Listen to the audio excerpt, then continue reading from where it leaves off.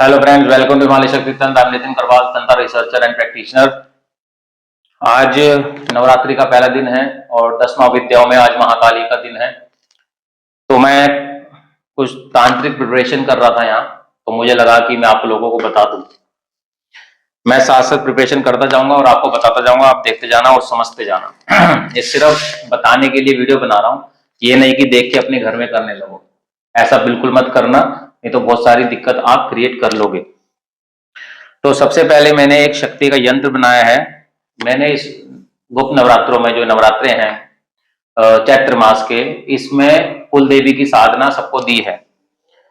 हर एक कुल देवी के साथ कुछ उपशक्तियां उनके आसपास रहती हैं, जो मैंने एक यहाँ पर छोटा वो सिद्ध पीठ और शक्ति पीठ अपने घर में सूक्ष्म रूप में तंत्र के द्वारा बनाया है। तो जिसके बारे में आपको मैं जानकारी दूंगा कि ये कैसे बनाया जाता है और क्यों बनाया जाता है, और तंत्र में जो शक्तियां काम करती हैं वो कैसे करती हैं, तो उनकी सिद्धियां कैसे प्राप्त होती हैं। अभी मैं महागणेश की स्थापना कर रहा हूं, जो हर पूजा में बहुत जरूरी है। महागणेश की स्थापना शिव पार्वती का जब विवाह हुआ था उस समय पे भी की गई थी, क्योंकि गणेश जी और महागणेश में फर्क है। आजकल लोगों का उसका भी ज्ञान नहीं है। तो मैं महागणेश की स्थापना कर रहा हूं, और तंत्र में दक्षिण मार्ग में इसको सीधा बनाया जाता है और वाम मार्ग के अंदर सारा कुछ उल्टा होता है, जिसकी मैं यहां पर स्थापना कर रहा हूं। तो ये महागणेश हैं, जिनकी हर साधना में जरूरत होती है। इसमें मैं थोड़ा जल मिलाऊंगा, थोड़ा मेरा सूख गया है रोली।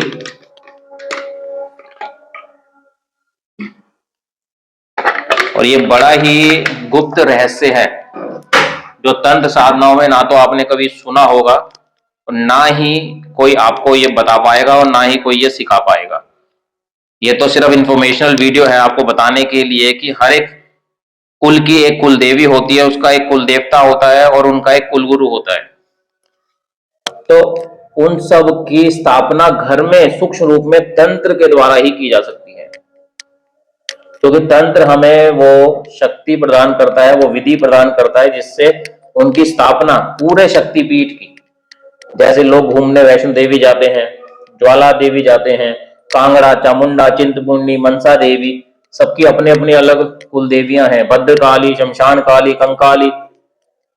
तो उनकी जो शक्तिपीठ है सारे, उनकी स्थापना कैसे की जाए, घर में कैसे होती है, और उन जो उनके साथ में उप शक्तियां हैं, जो गुप्त शक्तियां उनके साथ विराजमान होती हैं, जिनकी वहां पर पूजा होती है, जो कोई नहीं बताता, उनकी शक्तियों की पूजा कैसे की जाए, उनका आवाहन कैसे की जाए, उनको भोग कैसे दिया जाए, उनका दीपदान कैसे हो, ये सब जानकारी मैं इस वीडियो में देने वाला हूं। इसको आराम से देखना, ये बहुत ही इंफॉर्मेटिव वीडियो होने वाली है, जो मैंने अभी तक किसी को नहीं बताई है। पहली बार मैं ये वीडियो बना रहा हूं समझाने के लिए, और कैसे कैसे प्रोटेक्शन बनाई जाती है। बिना प्रोटेक्शन के कोई भी साधना न की जा पाएगी और ना ही वो फलीभूत होएगी।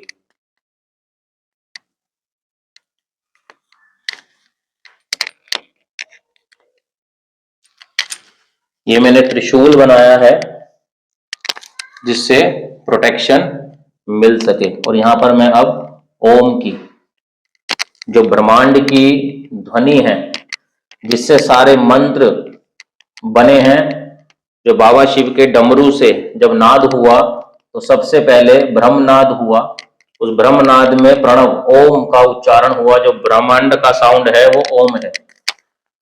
तो उसकी स्थापना करने से जो ब्रह्मांडीय ऊर्जा है वो वहां विराजमान हो जाती है, और जो भी मंत्र हैं उनको जागृति मिलती है, क्योंकि ओम से ही सारे मंत्र बने हैं और सारे मंत्र ओम में ही विलीन हो जाएंगे।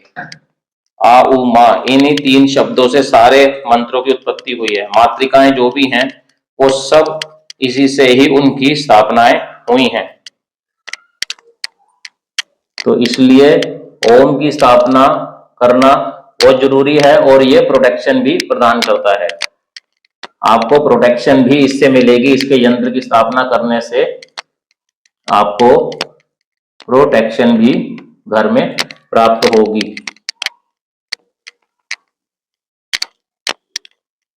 ये सिर्फ सिंबल मार्क नहीं है, इनके अंदर गुप्त शक्तियां विराजमान होती हैं जिनका आम लोगों को ज्ञान नहीं होता। तांत्रिक इसका इस्तेमाल करना जानते हैं। अब मैं आपको बताता हूं कि वहां पर मैंने कैसे किस मंडल की स्थापना करी है। मैंने अपने कुल की देवी की स्थापना करी है और यहां पर मैं गुरु और ईष्ट इन दोनों की नाम से इनकी स्थापना, इनका आसन बना रहा हूं। इसको गुप्त रूप में आसन बोला जाता है। जब आपके पास कोई वस्तु ना हो तो रोली से अपनी शक्तियों का आसन बना सकते हो।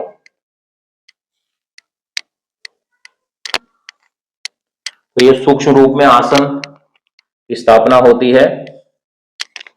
और आप देख रहे होंगे कि कई दियों में मैंने लेटी बत्ती लगाई है और कुछ दियों में मैंने खड़ी बत्ती लगाई है।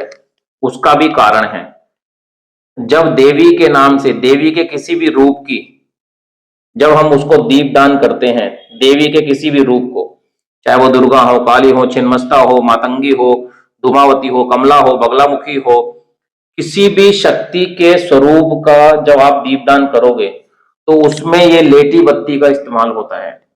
और जब भी नाथ के, शिव के किसी भी रूप का दीपदान करोगे तो उसमें खड़ी बत्ती का मतलब मेल डीटी का खड़ी बत्ती में, और लेटी बत्ती मतलब फीमेल डीटी के नाम से उनकी खड़ी बत्ती और लेटी बत्ती की जाती है।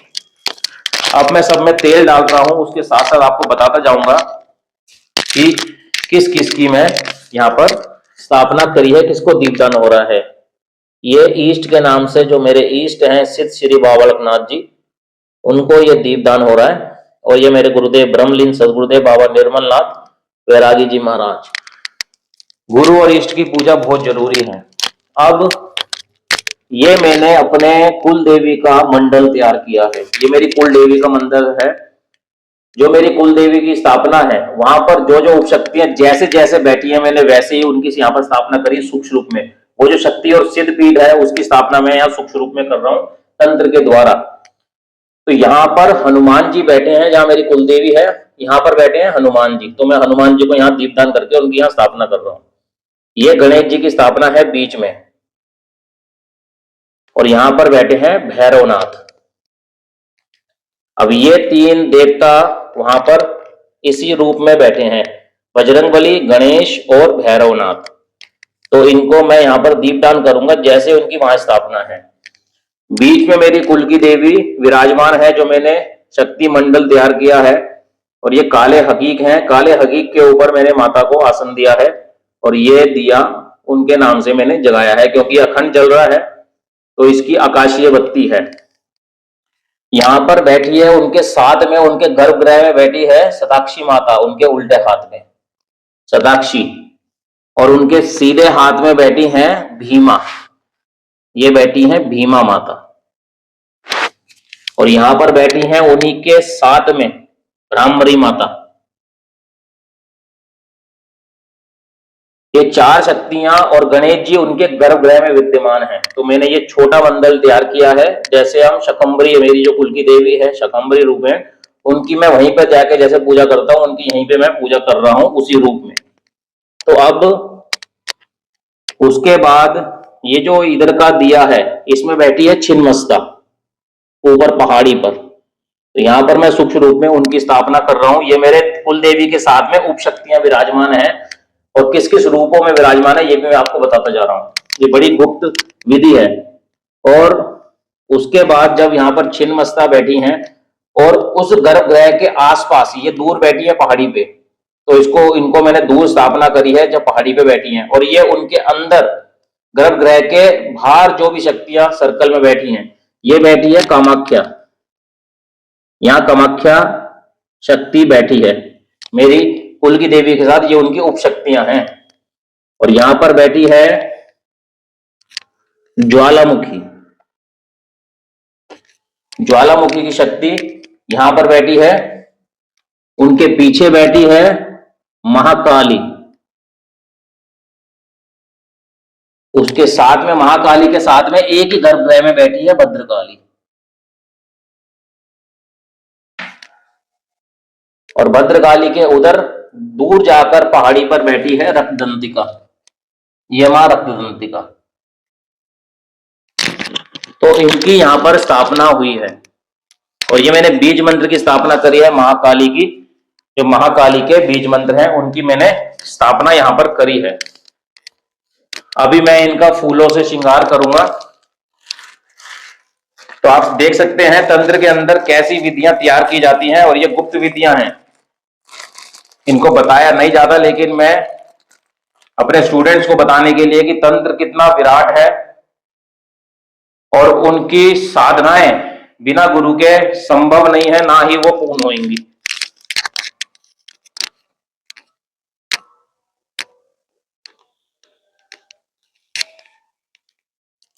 और आप इसको ध्यान से देखोगे तो आपको लगेगा कि एक सूक्ष्म रूप में बहुत ही सुंदर मंडल तैयार हो गया, जैसे लग रहा है कि ये सिद्धपीठ तैयार हो गया। अगर आप इमेजिन करोगे तो आपको लगेगा कि इतना सुंदर सिद्धपीठ तैयार हो गया है। और यहां पर मैं एक धूप लगाऊंगा। जाप के बाद यज्ञ भी होगा, यज्ञ की मैं एक वीडियो बनाई चुका हूं, तो उसके बाद यज्ञ होगा। पूर्ण आहुति में नारियल दिया जाएगा। मैंने आपको बताया था कि नारियल या फिर सुपारी का इस्तेमाल हो सकता है। इन सब दियों को प्रज्वलित किया जाएगा। प्रज्वलित करने के बाद यज्ञ की तैयारी होगी। यज्ञ करने के बाद जब ताप जप और साधना की जाएगी, उसके बाद अपनी शक्तियों को भोग दिया जाएगा। उनको भोग दे के विदा किया जाएगा। पहले उनका आह्वान होगा, फिर उनका विसर्जन होगा। आह्वान के बाद विसर्जन बहुत जरूरी है।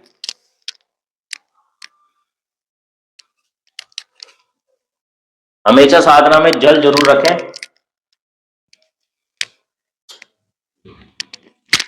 तो इन सब दियों को आप प्रज्वलित करेंगे। प्रज्वलित करने के बाद इनको फूल अर्पित करेंगे, शक्तियों को सुंदर सा सजाएंगे। उसके बाद यज्ञ करेंगे, और यज्ञ के बाद जप और ध्यान किया जाएगा। अभी दीप प्रज्वलित कर रहा हूं। दीप प्रज्वलित करने के बाद आपको दिखाऊंगा कि कैसा लगता है। ओम काली। ओम काली फ्रेंड्स, तो मैंने अब दिए प्रज्वलित कर दिए सारे, और श्रृंगार भी कर दिया है, और माता का शस्त्र भी रख दिया है। आप उधर देख सकते हैं मैंने सारे दिए प्रज्वलित कर दिए हैं। और अगर आप इनको ध्यान से देखोगे, मैं एक पिक्चर भी शेयर कर दूंगा, तो आपको लगेगा कि एक छोटा सा सिद्धपीठ यहाँ तैयार हो गया है। उसका जो सूक्ष्म रूप है, क्योंकि शक्तियां सूक्ष्म रूप में रहती हैं, तो उनको सूक्ष्म रूप में यहाँ पर आह्वान किया जाएगा। अभी मैं आह्वान करूंगा, उसके बाद हवन की तैयारी मैंने कर ली है, उसके बाद जाप होगा। और ऐसे ही आपको श्रद्धा से अपने घर में भी करना है। हवन की वीडियो मैं पहले ही बना चुका हूँ, उसमें माता के लिए पान का भोग यहाँ पर रख दिया है, घी रख दिया है, बाकी सामग्री यहाँ पर तैयार है।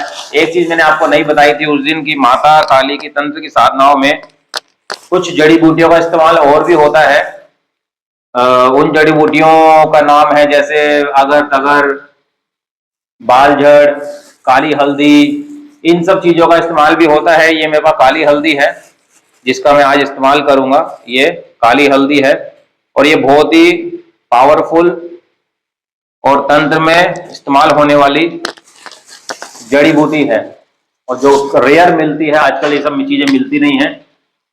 तो माता का आह्वान अब करेंगे, और उसके बाद साधना करेंगे।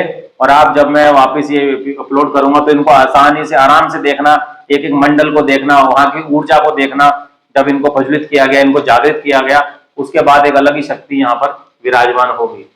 ओम काली।